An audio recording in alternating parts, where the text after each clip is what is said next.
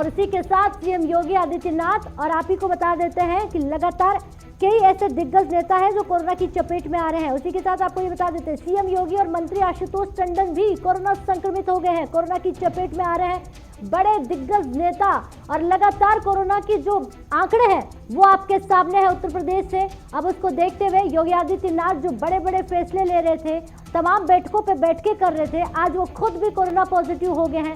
उसी के साथ पूर्व सीएम अखिलेश यादव भी आपको बता देते हैं कोरोना पॉजिटिव पाए गए हैं। 2 दिन पहले ही आपको बता दें कुंभ शाही स्नान में वो शामिल हुए थे। उससे पहले कई ऐसी खबरें निकल कर आ रही थी और अब आपको ये भी जानकारी दे देते हैं आशुतोष टंडन भी कोरोना संक्रमित हो गए हैं। हाईकोर्ट ने भी कहा है कि पूर्ण लॉकडाउन करने पर विचार क्यों नहीं कर रही है सरकार। इस खबर पर ज्यादा जानकारी देंगे हमारे संवाददाता उत्तर प्रदेश से गौरव पांडे जुड़ गए हैं।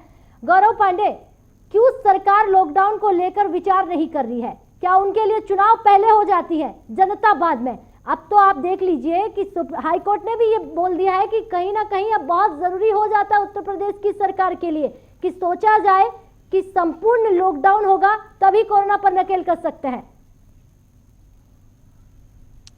देखिए राधिका, उत्तर प्रदेश के लिए बेहद शर्मसार बात यह है कि उत्तर प्रदेश के मुखिया योगी आदित्यनाथ खुद ही कोरोना पॉजिटिव हैं और लगातार उन्होंने बैठकें करी, बैठकों के दौर जारी रखे, टीम 11 के साथ लगातार बैठक करते रहे।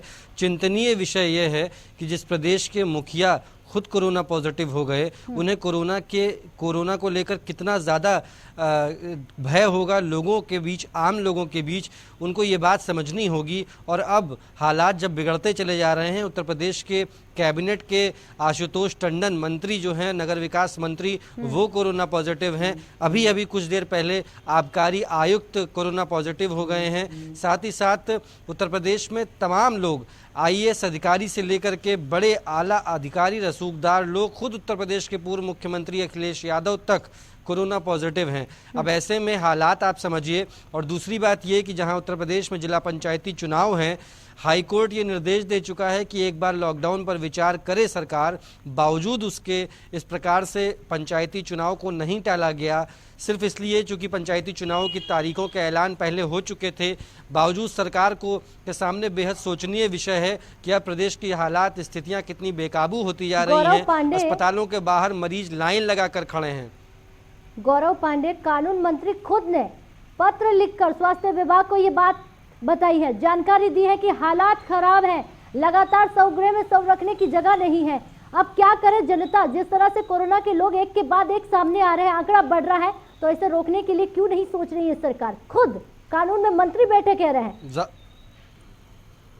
जाहिर तौर पर राधिका, देखिए, कानून मंत्री ब्रजेश पाठक ने ही नहीं, उत्तर प्रदेश में सांसद, राजधानी लखनऊ में सांसद कौशल किशोर ने भी ये बात कही और उत्तर प्रदेश के मुखिया को कहा कि अब लॉकडाउन लगा देना चाहिए क्योंकि स्थितियां बेकाबू होती जा रही हैं। लगातार जनप्रतिनिधि ये बात कह रहे हैं कि उनके पास फ़ोन आ रहे हैं, लोग सैनिटाइज नहीं करवा पा रहे, सैनिटाइजिंग की टीम नहीं पहुंच पा रही, अस्पतालों में बेड नहीं मिल रहे, ऑक्सीजन सिलेंडर की कमी हो गई है। अगर गौरव पांडे जरा इस बात की जानकारी दीजिएगा, सरकार किस चीज को लेकर सोच रही है? क्या समस्या हो रही है, क्यों नहीं कर रही है? या फिर सरकार अभी पूरी तरह से तैयार नहीं है कि अगर संपूर्ण लॉकडाउन हो गया तो पलायन करने वाले लोगों का क्या होगा, तमाम उन लोगों का क्या होगा, और अगर ऐसे छोड़ दिया तो क्या होगा? बिल्कुल देखिए राधिका, उत्तर प्रदेश के मुखिया योगी आदित्यनाथ ने कल भी एक एक्सक्लूसिव इंटरव्यू में ये बात कही थी कि यदि लॉकडाउन लगता है तो जो सबसे गरीब तबका होता है, जिसको रोज कमाना और खाना होता है, सबसे ज़्यादा स्थिति उसकी खराब होती है। इसलिए किसी भी प्रकार के लिए उत्तर प्रदेश अभी लॉकडाउन के लिए तैयार नहीं है और लॉकडाउन नहीं होगा। साफ तौर पे नाइट कर्फ्यू का सख्ती से पालन कराया जाए, ये बात उत्तर प्रदेश के मुखिया योगी आदित्यनाथ ने कही थी। लेकिन ये तब की बात है जब उत्तर प्रदेश के मुखिया खुद पॉजिटिव नहीं थे, लेकिन अब वो खुद पॉजिटिव हैं और अब उन्हें ये बात समझनी होगी कि उनकी तो रक्षा सुरक्षा लगातार मेडिसिन के माध्यम से हो सकती है, मगर आम आदमी, सरकार को, लोगों को जागरूक करना। आप नाइट कर्फ्यू लगा रहे हैं, कई सारी गाइडलाइन जारी कर रहे हैं, लेकिन आंकड़े तो वही है, तो उसको लेकर सोचना पड़ेगा। बहुत बहुत शुक्रिया तमाम जानकारी देने के लिए। अब आगे बढ़ते हैं, बात लखनऊ की कर लेते हैं, क्योंकि लगातार उत्तर प्रदेश में कोरोना के आंकड़े जिस तरह सामने आ रहे हैं, तो लखनऊ सबसे ज्यादा कोरोना के मामलों में अगर कहें लखनऊ सिटी से आ रहे हैं। लखनऊ में कोरोना का कहर लगातार जारी है, उसी बीच कोरोना से होने वाली मौतों का सिलसिला भी जारी है। आपको ये बड़ी जानकारी दे देते हैं, गुलाल घाट पर 35, भैंसा कुंड पर 56 शव का दाह संस्कार किया गया। कोरोना से मृतक 91 शव का दाह संस्कार हुआ। तो ये बड़ी जानकारी आप देख लीजिए। शव जलाने के लिए जगह नहीं मिल रही है। लखनऊ में कोरोना के कहर को लेकर ये बड़ी जानकारी सामने आ रही है। कोरोना से होने वाली मौतों का सिलसिला भी बढ़ रहा है, आंकड़ा लगातार बढ़ रहा है। तो वहीं गुलाल घाट पर 35, भैंसा कुंड पर 56 शव का दाह संस्कार करवाया गया और इनमें कोरोना मृतक में 91 शव का दाह संस्कार हुआ। तो ये दाह संस्कारों का सिलसिला जारी है। टीवी स्क्रीन पर देखिए किस तरह से एक के बाद एक दाह संस्कार कराया जा रहा है। इंतजार करना पड़ता है कि नंबर कब आएगा। बैंकुट धाम पहुंचने के लिए इंतजार करना पड़ रहा है। हालात ऐसे बन गए हैं कि अब बदतर से बदतर होते जा रहे हैं। इसे लेकर सरकार को सोचना होगा, क्योंकि लगातार जो स्थितियां हैं वो आपके सामने है, आंकड़े जो है वो आपके सामने हैं। और आपको बता देते हैं, उत्तर प्रदेश की राजधानी लखनऊ में जिस तरह से आंकड़े सामने निकल कर आ रहे हैं, उसके बाद कई ऐसी तस्वीरें जो हैरान करने वाली होती हैं कि कोरोना गाइडलाइन की धज्जियां उड़ाते हुए लोग नजर आते हैं। प्रशासन पर कई बड़े सवाल। इसी खबर पर जानकारी देंगे हमारे संवाददाता अली मोहम्मद हमारे साथ जुड़ गए हैं। अली मोहम्मद, जानकारी दीजिएगा, लखनऊ से ये जो सिलसिला बना हुआ है, मौतों का जो सिलसिला है वो देखते ही देखते एक के बाद एक लगातार जिस तरह आंकड़े सामने आ रहे हैं वो डराने वाला है, लेकिन सरकार चुप है। क्या कोई ऐसी व्यवस्था, ऐसा खाका तैयार किया गया है कि कम से कम मृतकों का शव समय पर जलाया जाए, इंतजार ना करना पड़े?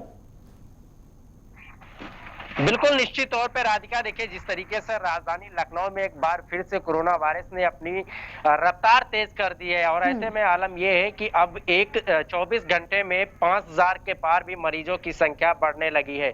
और साथ ही साथ इसमें अगर मौत की बात की जाए तो मौत का भी आंकड़ा बढ़ रहा है। लगातार JK24 news channel ground zero से खबरें दिखाता है अपने दर्शकों को और लगातार जो लखनऊ का भैंसा कुंड धाम है, गुलाला घाट है, कब्रिस्तान है, वहां पर 100 को अंतिम संस्कार कराने के लिए लोगों को लंबी लंबी लाइनें लगानी पड़ रही हैं, इंतजार करना पड़ रहा है। साथ ही साथ टोकन दिया जा रहा है और टोकन में बताया जा रहा है कि एक दिन में 15 जो 100 है उनका अंतिम संस्कार किया जाएगा। लेकिन जो 15 अंतिम संस्कार के 100 होते हैं उसमें भी लोगों को बहुत ज्यादा समय लग जाता है। लोगों को एक एक दिन वहां पर रुकना पड़ता है।